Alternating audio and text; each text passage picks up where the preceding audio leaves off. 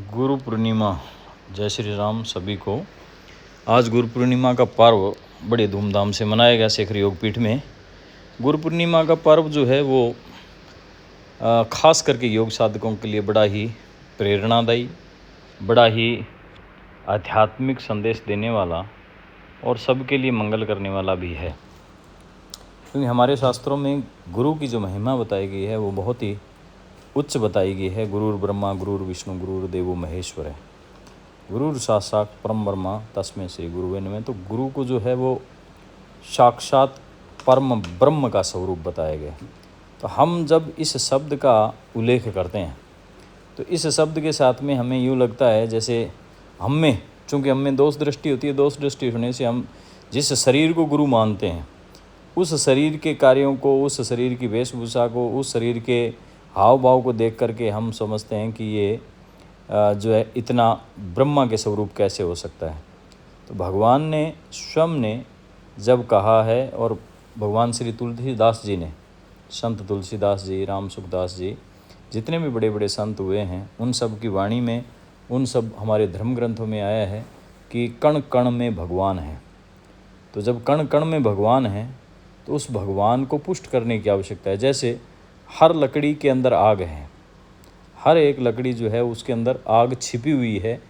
अब विधि की ज़रूरत है कि किस विधि के द्वारा हम उस आग को प्रज्वलित करते हैं। ऐसे ही हर व्यक्ति के अंदर, हर महिला में, हर पुरुष में एक गुरु बैठा हुआ है, एक गुरु तत्व है, एक ब्रह्म तत्व है, एक चैतन्य तत्व है जो उसमें विद्यमान रहता है। जब जब हम उसकी पुष्टता करते हैं, जब जब हम उस पर काम करते हैं तो ऐसी स्थिति में ये बढ़ता रहता है और हम उस अध्यात्म के द्वारा, हम सदग्रंथों के द्वारा, सदविचार के द्वारा, सत्कर्मों के द्वारा, अपने जो नियम कायदे कानून, जो धर्मनिष्ठा है उसका जब हम पालन करते हैं तो ऐसी स्थिति में ये हम में अधिक पुष्ट होने लगता है। जैसे ही पुष्ट होने लगता है गुरुता, तो वैसे ही सब लोगों को इसका पता लगने लगता है। पता कैसे लगने लगता है? लोग जुड़ने लगते हैं, उसकी बातें अच्छी लगने लगती है, उसके कर्म अच्छे लगने लगते हैं, उसके द्वारा किया गया हर एक जो कर्म है उसको अनुकरण करने की हमारी इच्छा होने लगती है कि हम अनुकरण करें, और हर बात में हमारा समाधान मिलने लगता है। हर एक बात हमें लगता है कि इनके द्वारा जो बातें कही जा रही है वो मेरे जीवन की ही कही जा रही है। क्योंकि मूल में सभी बातें एक जैसी ही होती है। शुरुआत में चाहे बातों में भिन्नता आए, हम सभी, चाहे वो गृहस्थी हों, चाहे सन्यासी हों, चाहे वानप्रस्थी हों, चाहे हम पढ़ने वाले स्टूडेंट हो, चाहे गृहिणी हो, चाहे बिजनेस करने वाले हों, चाहे नौकरी करने वाले, कोई भी हो, सबका मूल प्रश्न, मूल बातें एक जैसी होती है। शाब्दिक रूप से ऊपर से चाहे भिन्नता हो। तो इसलिए गुरु तत्व, ब्रह्म तत्व, चैतन्य तत्व भी एक ही होता है। अब जो ये सम्मान किया जा रहा है, यूँ समझ लें कि कोई मूर्ति है। जैसे हमने एक पत्थर की मूर्ति या काष्ठ की मूर्ति रखी और उस मूर्ति पर माला पहना रहे हैं, तो ऊपर से देखें तो मूर्ति में कुछ भी आपको दिखाई नहीं देता है, एक निर्जीव पदार्थ दिखाई देता है। लेकिन हम उसके भीतर के भाव को समझते हैं कि ये भगवान कृष्ण की मूर्ति है, ये भगवान श्री राम की मूर्ति है, ये हमारे संत महात्मा की मूर्ति है, ये श्री हमारे गुरु महाराज की तस्वीर है, और हम उसको भाव से पूजते हैं। तो पूजनीय जो है वो शरीर नहीं है, शरीर तो नासवान है, जड़वत है। उसके भीतर के तत्व को, उसके भीतर के ज्ञान को, उसके भीतर की आत्मीयता को हम लोग पूजते हैं। तो ये जो पूजन गुरु के रूप में किया जाता है, ये किसी व्यक्ति विशेष का पूजन नहीं है। अब व्यक्ति विशेष चूँकि वो बोलता है, उस वाणी को, उस कर्म को करता है, इसलिए लोगों को वो वाणी दृश्य नहीं है, वाणी को देख नहीं सकते। इसलिए जो दिखने वाला है, जहाँ से वाणी आ रही है, उस वाणी वाले स्रोत को हम पूजने लग जाते हैं। जैसे जहाँ से आवाज़ आ रही है हम उसकी तरफ आकर्षित होते हैं, ठीक ऐसे ही ये सारा कुछ भी वैसा ही खेल है। तो गुरु पूर्णिमा का पर्व जो है वो हमारे आदिकाल से ही मनाया जा रहा है। सनातन संस्कृति का बड़ा अभिन्न अंग है। प्राचीन काल में जब ऋषि मुनि हुए, उनसे ही पहले देवी देवता हुए, उनसे भी पहले वेद व्यास जी आदि हुए, जिन्होंने धर्म ग्रंथ लिखे, जो ब्रह्मा जी हुए, उनसे ही इस गुरु परंपरा का शुरुआत है। गुरु ही पुराने टाइम में एक लाइब्रेरी था, गुरु ही पुराने टाइम में इंटरनेट का बहुत बड़ा माध्यम था, गुरु ही सब कुछ ज्ञान का स्रोत था, जहाँ से शिष्य को मौखिक रूप से मंत्रों के माध्यम से, गुरु मंत्र के माध्यम से, कार्यों के माध्यम से शिक्षा दे करके और उसको अपने में जो उपस्थित जितनी भी बातें होती थी वो ट्रांसफ़र करी जाती थी। और उस समय गुरुकुल परंपरा रही थी, इसलिए उस समय भगवान राम स्वयं उन अपने गुरु वशिष्ठ जी से शिक्षा पाई। इसी प्रकार से भगवान श्री कृष्ण श्री संदीपनी जी से उन्होंने शिक्षा पाई, जिसका आज भी अखबार में भी उल्लेख है कि उज्जैन में जहाँ महाकाल का मंदिर है वहीं पास में ही आज भी संदीपनी जी का स्थान है। उस स्थान को बड़ा पूजनीय माना जाता है, जहाँ भगवान कृष्ण, बलराम जी और सुदामा जी ने शिक्षा पाई, वहाँ रहे, गुरु जी का अनुसरण किया। हाँ, वैसे भगवान सर्वकला अवतार हैं और सभी विद्याओं के वैसे भी पारंगत हैं, जन्मजात ही वो तो, लेकिन फिर भी गुरु उन्होंने भी धारण किया। हम सब के जीवन में भी दो तरह की बातें होती है। आजकल लोगों को इस चीज़ का भान नहीं है कि गुरु क्या है, तो वो शिक्षक और गुरु में भेद करना भूल जाते हैं। वैसे तो जो भी शिक्षा देते हैं वो सारे भी हमारे गुरु ही हैं, जिनके माध्यम से हम पहली से लेकर के ग्रेजुएशन तक की जो भी स्टडी हम जब करते हैं तो उसमें जब हमें पढ़ाने आते हैं तो वो सब गुरु होते हैं और हम उनका सम्मान करते हैं। लेकिन चूँकि आधुनिक शिक्षा पद्धति में ये सब कुछ बदलता रहता है, लगातार बदलता है। कभी किसी स्कूल में पढ़ते हैं, किसी टीचर से पढ़ रहे हैं, कभी दूसरे टीचर बदल दिए जाते हैं, एक सब्जेक्ट का दूसरा, दूसरे सब्जेक्ट का दूसरा, तीसरे सब्जेक्ट का तीसरा, इस प्रकार से अलग अलग टीचर्स फिर कॉलेज में बदल जाते हैं।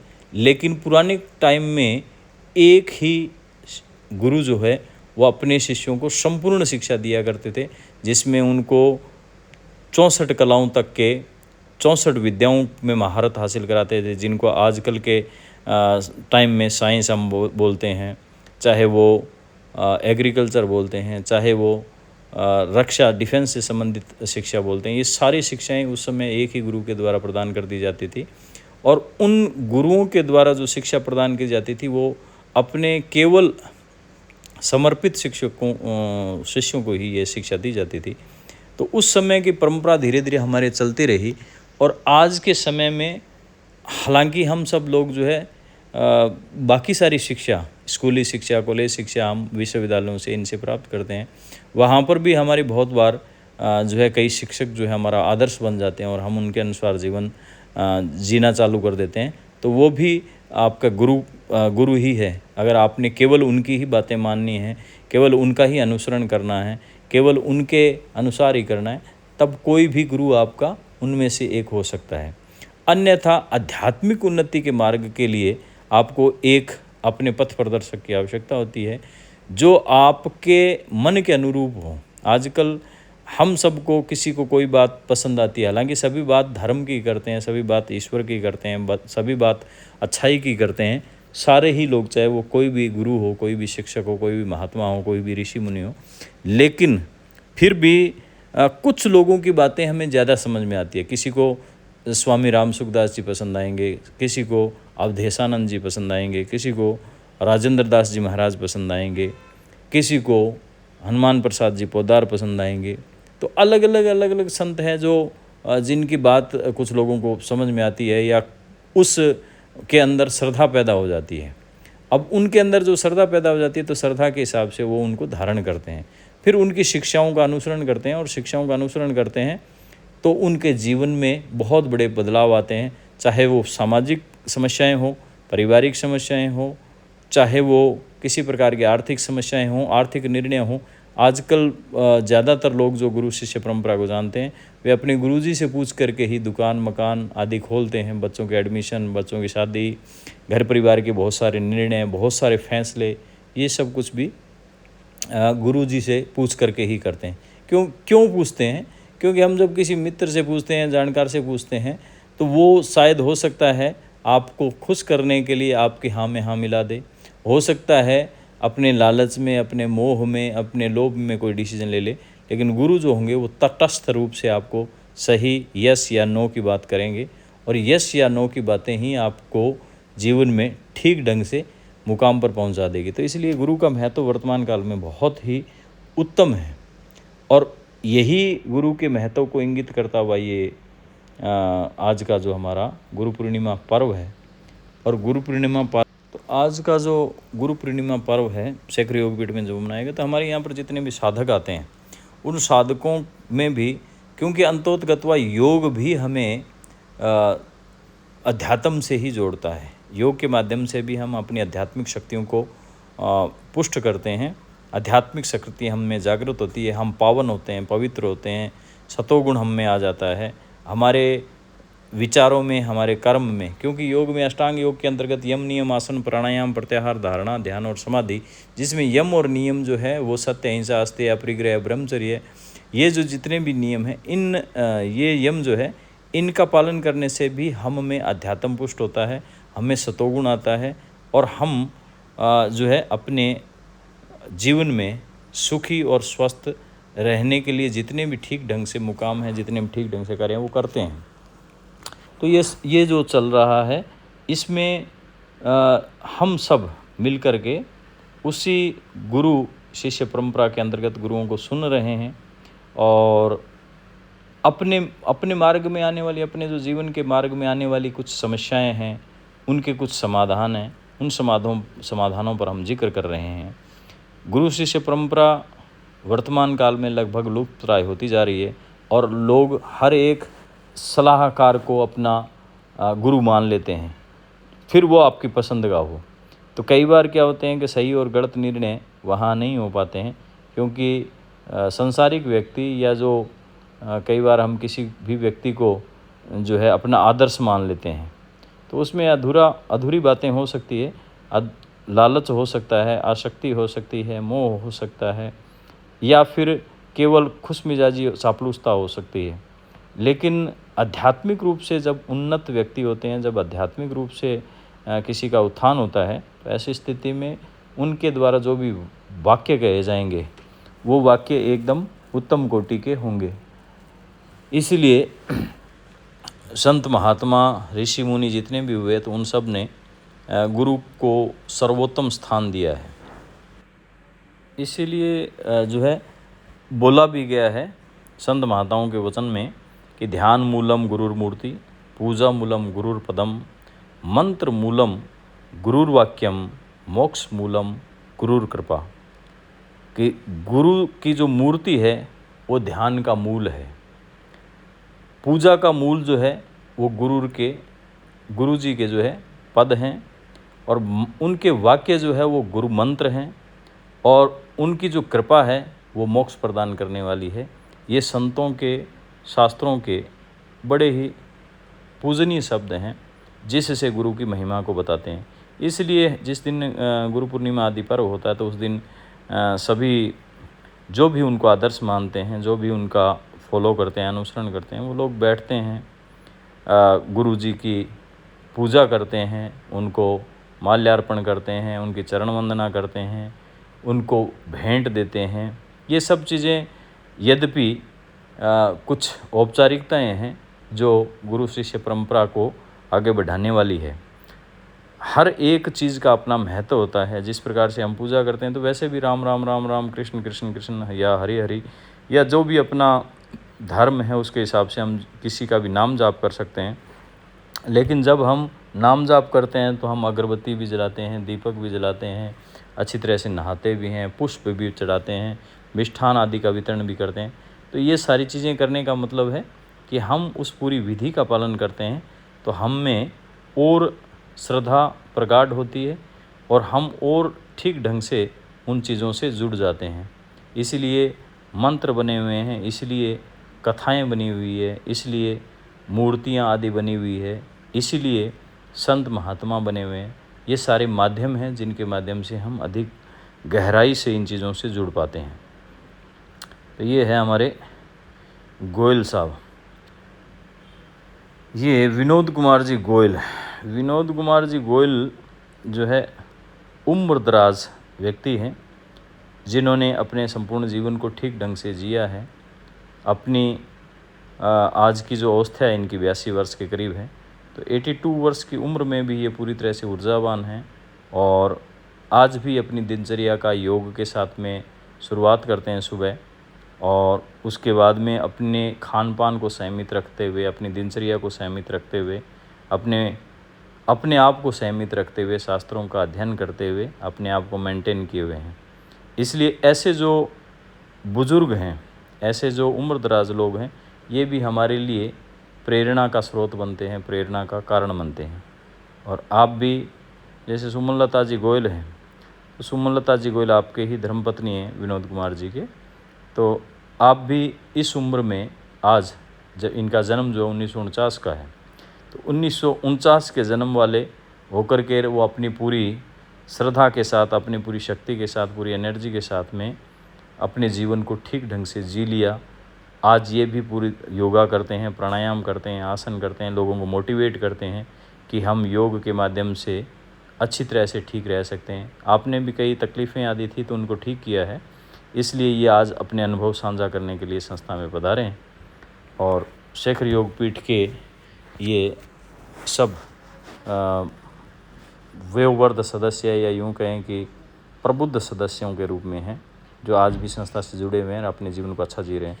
इसीलिए हम लोग भी फॉलो करते हैं। जो मान लीजिए किसी की 40 साल उम्र है, 50 है, 30 है, 20 है, वो भी इन लोगों को देख करके कि ये आज, क्योंकि जैसे जैसे उम्र बढ़ती है वैसे वैसे धीरे धीरे ब्लड प्रेशर है, शुगर है, घुटनों के दोष हैं, कमर के दोष हैं, गिरवा के दोष हैं, पेट संबंधी विकार हैं, ये आ ही जाते हैं।